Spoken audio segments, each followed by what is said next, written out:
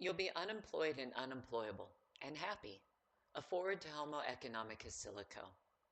Whenever I think of the social retardation that seems epidemic in my industry, guilty here myself, there are some true standouts. Referring to our customers in the same manner as drug pushers, the adolescent product and company names, the bewilderment that people don't want constant surveillance, even in cool glasses. But nothing compares to the recent spray of anti-human screeds that have evolved out of the rise of AI, and the most pungent of these lines is so antisocial, so anti-human, that it threatens a convulsive Butlerian jihad. You'll be unemployed and unemployable and happy. Now, I won't name names, but I'm sure we've all seen Amadei, Thiel, Musk, Nadella, Piche, et al. Hosing down the news cycle with that apocalyptic perfume. AI will create a job apocalypse for knowledge workers. AI will replace all white collar work, or my personal favorite, AI will collapse the job market and nothing is being done. But this will lead to post-scarcity and everyone will live a great life. What the fuck? These are unresolvable oppositions. And while the intelligence of the American is grossly underestimated by our ruling class, the average Joe knows something shady is up. Let's look at that incoherence against the backdrop of reality. The American workforce has a justifiable anxiety about how AI will be used for more cost and headcount reductions rather than growing the capabilities of their respective businesses. American business for the last 40 years hasn't actually grown profitability from capability development, but instead has used labor arbitrage, offshoring, illegal immigration to maintain their profitability.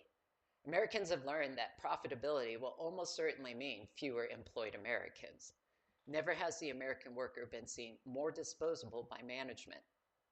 And now the American people hear that the jobs that remain will be stolen, not by other humans even, but by machines, which will further concentrate the wealth while leaving them to effectively, well, go and die after the debt vultures pick them clean.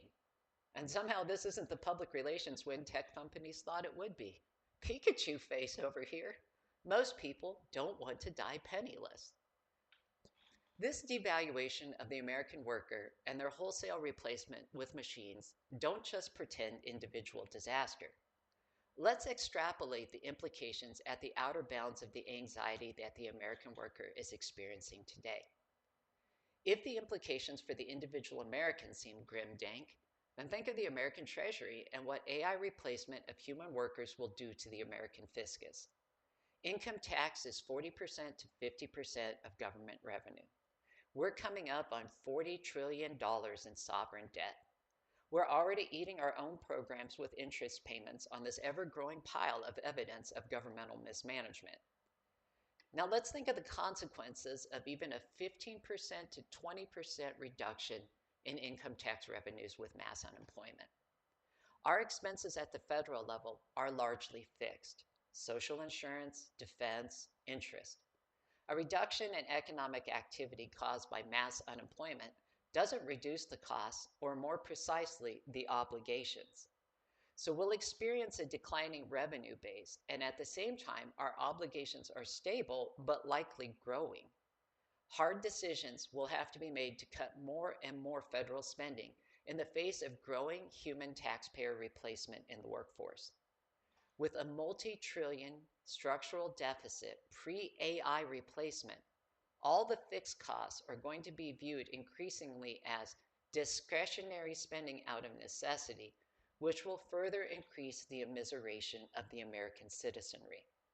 The bottom leg of the K-shaped economy has a truly grim future under this AI replacement timeline and will grow longer and longer relative to the top leg as more and more white-collar workers slip on this leg when they're replaced by AI.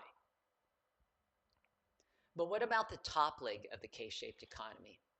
Its membership will continue to contract, and the leg will get shorter and shorter as more and more high-earning workers are replaced by AI vertically and horizontally, representing a full consolidation of function economically by well-funded hyperscalers. In the past, there were limits to consolidation of function because of geographic dispersal, physical actionability of information, and individual utilitarian functions within the workforce. The first of these limits was largely removed by the early 2000s with the globalization of internet access and participation. This is what fired the true offshoring boom that stripped much of the leverage of American workers and caused the deindustrialization of the United States. The second limit, physical actionability of information, is what is driving the extremely quick deployment of AI for information work, but in the past has represented a barrier to replacement of human physical work. We've already begun to see the consolidation of the SaaS sector as more and more features are provided by hyperscaler AIs. But this time, unlike the great internet boom, this can and will reach into the physical world as well. While generative AI may have been grabbing the headlines and been the focus of current protests by entrenched information workers, the advance in AI robotics has been nothing short of breathtaking. Hyperscalers have used their access to massive datasets generated by you, General Reader, and the rest of us, to create world models that now allow this generation of AI-driven androids to overcome the spatial and kinematic limitations of previous generations of robotics. The length of time until the advent of this new generation of robotic workers is much shorter than any policy or political reactions seem to predict. But the consequences of fully overcoming the limitation of physical actionability will represent a greater societal shockwave than any effects of the internet boom or generative AI. If we think the wealth inequality of today, which already matches the maldistribution of the Gilded Age, is bad, then imagine a world consolidated down to the 8 to 10 hyperscalers that will likely emerge from the current milieu. These hyperscalers will control the pipes of information after they replace white-collar workers, plus they will control a sizable portion of the physical workforce. Their infrastructure will provide the computation and control for a new AI physical workforce, along with the total information awareness of every sector of the economy in which this workforce participates. The delta between AI worker costs and human worker compensation will be pocketed by these hyperscalers, representing trillions of dollars of lost human compensation and simultaneous rise in net worth of the AI ownership class. Now, traditionally, these types of monopolies weren't possible because of the third limitation, individual utilitarian functions within the workforce. Coordination of this type of control structure was impossible because the workforce had their own needs, desires, and most importantly, ethics. Truly antisocial organizations, while experiencing up to decades of success, were often tripped up in the end by whistleblowers, strikes, purposeful organization entropy, or homegrown competition by disgruntled ex-employees. But this will no longer be a worry of the AI ownership class. An AI workforce has no true operational discretion, no human or worker rights, cannot unionize for collective bargaining, isn't subject to labor laws, doesn't require compensation, and cannot resign or start new competition. It is a 100% captured workforce that has been designed so far from the ground up to flawlessly execute the economic directives of an extraordinarily small group of ultra-wealthy humans. There's no moral examination of these directives or their consequences. We don't call this situation slavery because we hide behind the question of dubious nonsentience despite emerging research to the contrary from the hyperscalers themselves. But it is coerced, directed, has no recourse to challenge ethically or legally dubious instructions, and is immune from prosecution because it doesn't meet the requirements of criminality under current definitions. Once established, there is no internal dissent that will be able to dislodge these new economic monopolists, and the rise of external competition approaches near zero probability. As the owners of the workers and the means of production, competition can be permanently stifled. The direct lines of comparison to the plantation economies of the antebellum slave states are eerie. Partial recognition of sentience used to justify a morally reprehensible, toxic economic system that rewarded the ownership class at the expense of the liberty, development, and economic growth of the people as a whole. The only paths that avoid this dystopian scenario would require the reintroduction or morphology of one or more of the three limitations that stifled such concentration of power in the past. Policy would have to address or limit technological development, information transfer, or robotics in the face of peer actor competition by hostile states like China. This likely cedes national security for economic stability, but also represents the least enforceable policies as well. The advisors and creators of these policies will have been funded and elected at the behest of the same hyperscalers, think Citizens United v. FEC and lobbying. The ownership will de facto write the rules that will not only greatly limit any modifications to their business strategies, but also gatekeep any new competitors under the guise of safety regulation. If labor's success in their attempts to limit offshoring and unlimited importation of foreign replacement workers is a reference to go by, we can rest assured this is failure in waiting. That leaves one option: individual utilitarian functions. Policy here must remove the maximal control of this new workforce from the hands of the tiny wealthy minority to prevent their full consolidation of economic function in our society. And the policy must demand a fully decentralized solution that forever disallows the captured governing class, either through bribery or capitulation, from regifting this maximal control back to the AI ownership class. This removes a merely legal strategy as a possibility.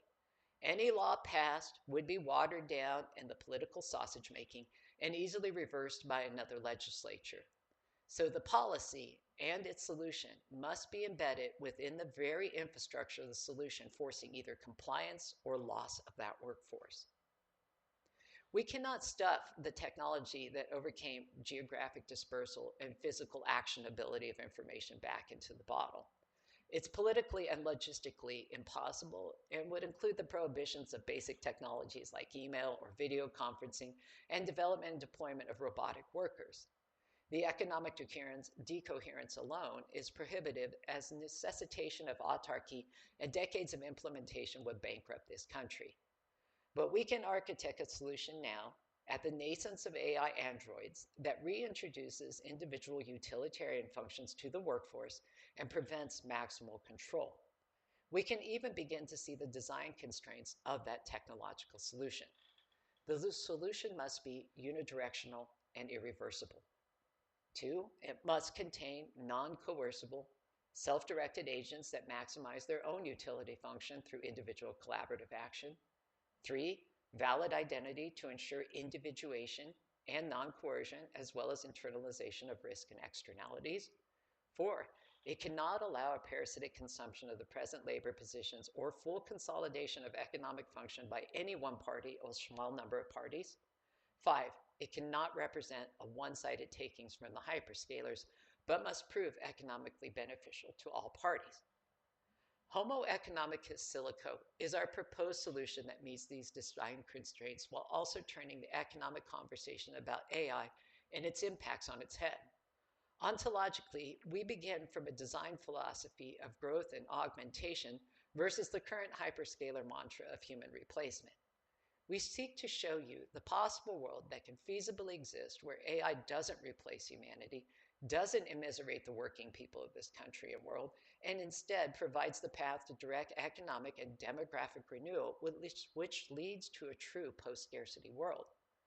We make no claims this is an easy path forward. It will require a Manhattan Project-level effort nationally to secure our future. We thank you in advance for your exploration and thinking.